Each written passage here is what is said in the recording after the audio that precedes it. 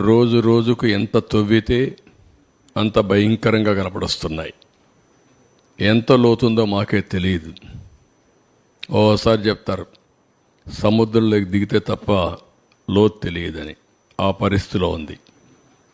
ఇది ఒక డిపార్ట్మెంట్ని కాదు, అన్ని డిపార్ట్మెంట్లో ఇదే పరిస్థితి ఉంది.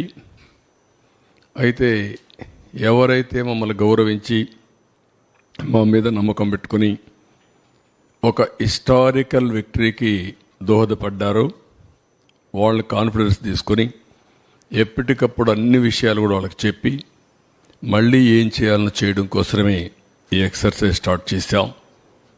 1కి 10 సార్లు మేము చెప్పాల్సిన అవసరం ఉంది. అందరూ కూడా ఆలోచించాల్సిన అవసరం ఉంది.